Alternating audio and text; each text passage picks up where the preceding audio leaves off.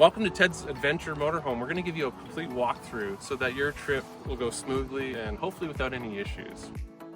Hi everyone, I'm Ted. I am the owner of this Ted's Adventure Motorhome, and this is my guy here, Mike. We're going to walk you through the basics, how to hook up, and the little aspects of how to run all the main systems. So come check it out. All right, we'll start with the propane access. In order to operate all the propane appliances like your water heater, your furnace, your refrigerator, and the cook stove, the propane has to be in the on position. So we'll just show you how that works. Here's the propane access. You put the propane all the way open to get the gas flowing, and you'll see that it is in the full position. Just to really stress, the propane must be in the off position, fully closed, while the motorhome is in transit. It's very important for safety, must be closed. Only open it when you're parked, when you're set up at your campsite. And another thing to note is that you must return the RV with full amount of propane, the same way you received it. Here we have the fresh water fill. This fills your water tank. By default, your tank will come filled with water before your trip. But if you don't want your tank filled with water, you just let Ted know. If you're using a full service RV park or a campground with full hookups, you may not need the fresh water tank. You'll have the city water hookup, and we'll show you that in a minute. All right, this is your access storage,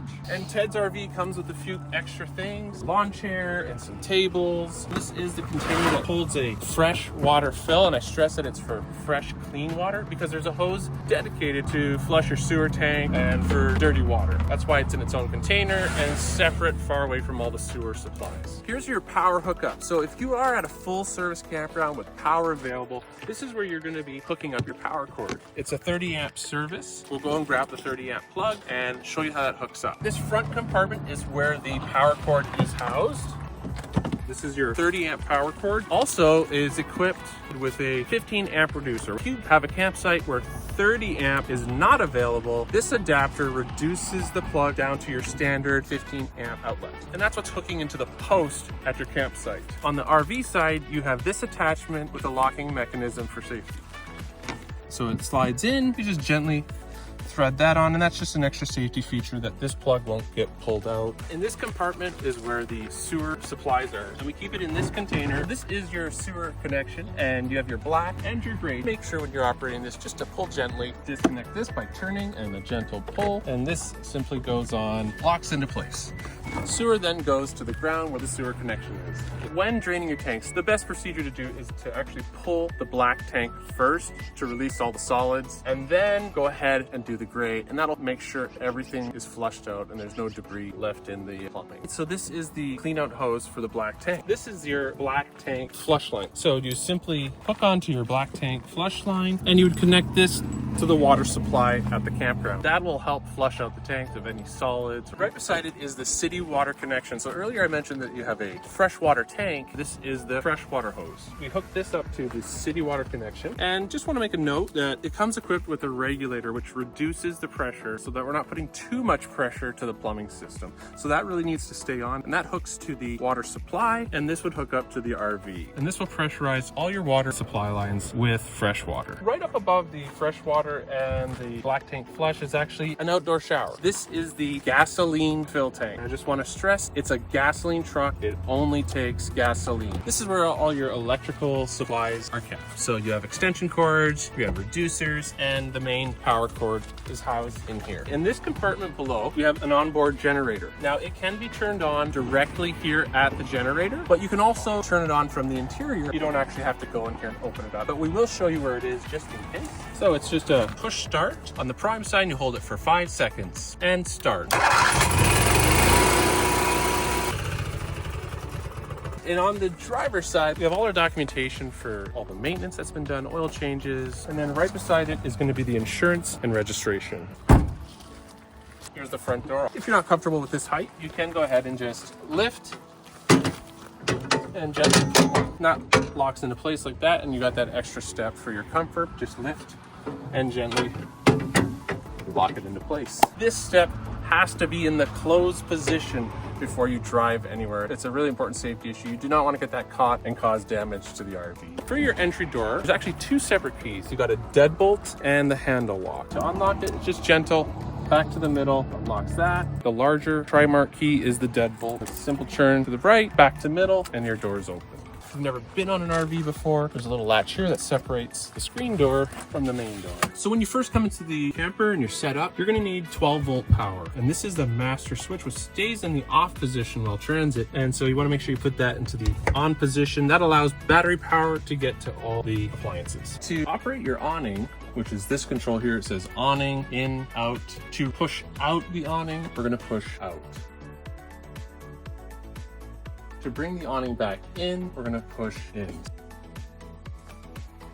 Thing to keep in mind when you're extending that awning is just to make sure this door is not stopping the arm. And obviously coming back in, same thing. You don't want this door to obstruct the arm. It'll bend the arm and cause damage. One thing to keep in mind when you are using your awning, you can't be using it when it's windy out or where there's heavy rains. If it's windy, it'll catch that like a sail and rip the awning off the RV and cause a lot of damage. You can't leave the awning out overnight because you don't know if it's windy or suddenly it's gonna get a heavy rain. The switch right above the awning is an LED light strip. So you just turn that to the on position if you want the LED lights. This is the main control panel that controls your water pump. When you're using your freshwater tank, so you're not hooked up to city, you're relying on your freshwater tank, you have to turn the water pump on. If you're hooked up to city water, this needs to stay in the off position. Only use this when you don't have city water hookups. Right beside that is the water heater gas. So when you want hot water, you go ahead and turn that on. It will automatically light the water heater. You'll hear a click, click, click. It'll start producing hot water for you. If you turn this water heater into the on position, but your propane is in the off position, you're going to get this fault light come on. You won't get any gas appliances. So make sure your propane is in the open position. Right beside that, we have the entry light, and right here we have a porch light. Also, you can check your levels and say how much fresh water you have. It says it's 2/3 full. Your gray tank levels, which is right now empty. Black tank levels, empty. So this tells you they're full and they need to be emptied. And right beside that is our solar controller. Right beside that is the generator start. So we showed you how to do the generator start from the exterior. Same procedure. You're gonna hold the prime button for 5 seconds and then go ahead and hold it till you get an ignition. You have a microwave. You have all your dishware, cups, everything is wrapped. Also, we have the cook stove. You gotta turn this control to light. Go ahead with a lighter and light it. And the lighter for the stove is right here in the drawer below. One thing to keep in mind when operating the cooktop, it's always important to run the fan.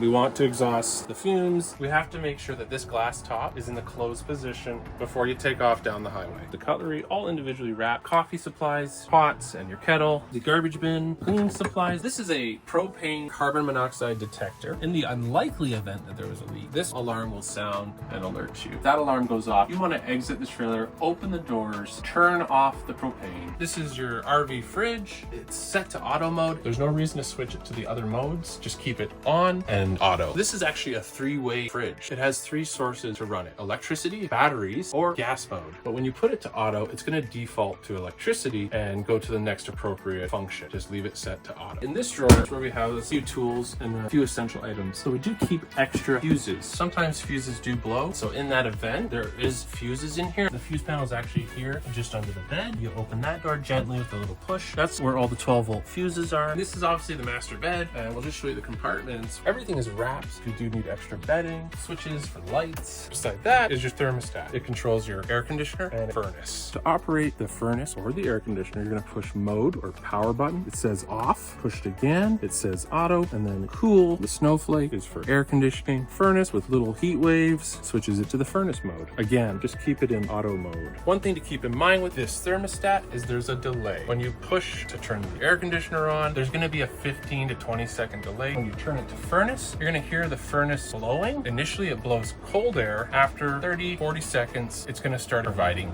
heat. So this is the washroom. It is fully stocked with all the toilet tissue that you need. This is where the first aid kit is provided. We do have cleaning supplies underneath. This little guy goes down into the toilet to keep things clean and fresh. And to do that, it's pretty simple. It's a little packet, just dissolves in the tank. You go ahead and just step on the foot pedal and throw that down into the tank. The toilet is real simple, foot pedal flush. You don't have to push hard or anything. This drops right down into the storage tank below. It's really important to give extra water. We want extra water because if there's not enough water in that tank, it's gonna plug your tank. Another thing to keep in mind is to monitor the sewer level. If you overfill it, it will spill out into the RV. So it's really important. Keep an eye on the level and just empty that tank. This is a dinette for your meals and for hanging out, playing cards, but it's also doubles as a bed. This lever here, you simply put to the open position, and it's on a strut, so you just push down gently.